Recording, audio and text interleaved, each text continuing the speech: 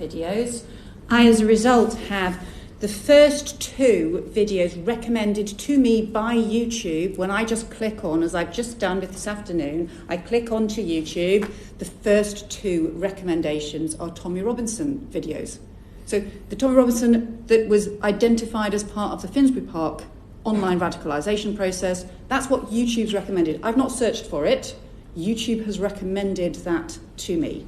Doesn't that cause you some serious alarm? If you speak out against their narrative, they will come for you. Ezra Levant here in Canada. The news that I'm following right now, though, is in the United Kingdom. Yesterday, Tommy Robinson had a huge pro-British rally, patriotism against extreme immigration, etc. 50 to 100,000 people attended, depending which source you believe. Very peaceful. But then today, shockingly, Tommy Robinson was arrested and detained under the Terrorism Act, which is astonishing because Tommy Robinson is not a terrorist. He's never been accused of being a terrorist. In fact, if you listen to him, he's an anti-terrorist. If you haven't realised yet, we're not backing down, right? Next up, it doesn't matter who you are, what level you are, what your job is or what your career is. If you speak out against their narrative, they will come for you. So why would he be arrested and detained under the Terrorism Act? I think I know why. If you look at Schedule 7 of the Terrorism Act of 2000 in the UK, it allows police to sweep up someone, detain them without charges, ask them questions that they cannot refuse to answer. Normally, when police arrest you, you have the right to remain silent. Not so under the Terrorism Act. You're compelled to give answers. Not only that, but you're compelled to give any documents or other things like that to police. And they don't have to have a search warrant. They don't have to charge you with a crime. They don't have to have a search warrant. You can ask for a lawyer, but it's up to the police whether or not you get one. In fact, Schedule 7 specifically allows police to refuse to get you a lawyer for a period of time. Now, why would such an astonishing law be on the books? Well, it's called the terrorism law. And you could imagine a situation where if you catch a Khalid Sheikh Mohammed or an Osama bin Laden or a terrorist mastermind, when there's like a ticking time bomb scenario, you might want to interrogate that person right away without the legal niceties. It would sort of be like waterboarding without the water, but only in extreme cases where time is of the essence and a building is about to be blown up. So you need that information now, and search warrants be damned. But that doesn't apply to Tommy Robinson. Like I say, he's never been accused of or convicted of terrorism in his life. He just had the most peaceful rally that downtown London has seen in memory, compared to, say, the weekly pro-Hamas hate marches in that city. I think one of the reasons police use Schedule 7 of the Terrorism Act against him is because, in addition to speeches about patriotism and musical entertainment, yesterday Tommy played a documentary film that he had made about a case of a Syrian migrant who Tommy says was beating up kids at the school, but the kid says that was defamatory. Tommy made a film purporting to show that no, he had proof of school teachers acknowledging that this kid had done terrible things, but it was covered up. Tommy made a movie about this, but he was also sued in defamation law about this, and a judge said, you can't show the movie. Well, Tommy did anyways, but that's not a crime. Tomorrow, Tommy was going to have some sort of civil hearing about it, but like I say, not a crime, not terrorism, basically journalism that the state didn't like. My theory is that the government swept in, used these terrorism laws to catch Tommy before he could move on to another jurisdiction, and they're holding him under false pretenses so they can do something to him legally. I don't really know the details, and in a way, they're not important. All you need to know is that the United Kingdom is now arresting journalists on trumped-up excuses, using anti-terrorism laws to sweep them off the streets without warrant or charge. If you think this is astonishing, well, it is, but it's not surprising. Let me show you a video from about 6 years ago. And Tommy Robinson, as you may know, worked for Rebel News about this time, and so I was very attentive. He was big on social media back then, as he is now on Twitter. And this caused MPs to just pull their hair out because Tommy Robinson was very popular for his ideas, even though everyone wanted to shut him up. So take a look at this. This is a parliamentary House of Commons committee in London, and they had before them the head of global counterterrorism from YouTube. You can imagine that terrorist groups love to use YouTube to recruit terrorists and to have propaganda videos and snuff films in various different languages, Al Qaeda, ISIS. So YouTube has an executive in charge of global counterterrorism.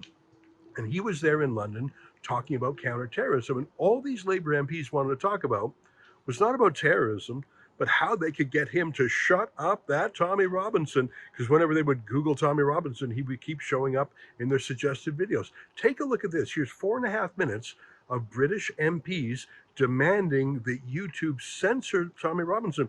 By the way, you'll see the executive has no clue who he is, because this global counterterrorism executive is used to dealing with real terrorist groups. He just doesn't understand what they're talking about. Take a look. Your algorithms on YouTube, when you are searching for national action, will then promote the likes of Tommy Robinson and Britain First. This is despite the fact that the Finsbury Park Mosque, where somebody was killed, and that's recently been in the headlines, despite the fact that videos of Tommy Robinson were cited as part of the online radicalisation of Darren Osborne in the Finsbury Park court case, YouTube continues to promote them videos. What have you got to say about that? We are working to make sure that videos that promote hate or promote violence, if they violate our policies, are removed from the platform. If they walk right up to the line, we have also, at the encouragement of this committee, developed a new enforcement mechanism to limit the features that these have. They should not be appearing in our recommendation engine. If they are, I will take this back to our team and see what the problem is. Okay, but they are. I mean, they are appearing. They are in my recommended timeline at the moment. So because I've been searching on my iPad for national action videos, I, as a result, have the first 2 videos recommended to me by YouTube. When I just click on, as I've just done with this afternoon, I click onto YouTube, the first 2 recommendations are Tommy Robinson videos. So the Tommy Robinson that was identified as part of the Finsbury Park online radicalisation process, that's what YouTube's recommended. I've not searched for it. YouTube has recommended that to me. Doesn't that cause you some serious alarm? I can't speak to these particular videos personally. It causes me a lot of alarm, but I will take this back to our team and see why this is happening. It's not even just about the individual videos. It's actually a recommended channel. I have got up here, it is coming up as my recommended channels, that one of the recommended channels for me is Tommy Robinson recommended channel. I've also got British Warrior. I've got a series of other, quite sort of extreme things that are coming up, but I have specifically Tommy Robinson recommended channel. You can pass you my iPad. It's important for the company and for our bottom line, for the recommendation engine to work as it is intended to make sure that people can find quality content that they are looking for. It should not be serving up videos that incite or inspire hate. If it is, there is a problem, and I will take it back to the team and see that it's addressed. But lots of people have raised this with you. This is not just us. This is not the first time. I do not believe this is the first time you have heard this.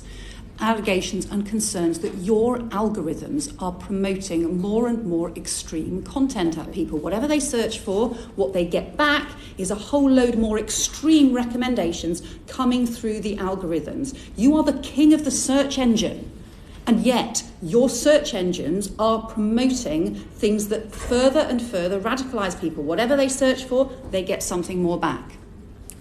And we are working to make sure that is not happening. We, for example, on news, where we have a lot of problems in this space, we are beginning to use an authority ranking to make sure that when you start with the news from a quality source, that you continue to be suggested news from quality sources.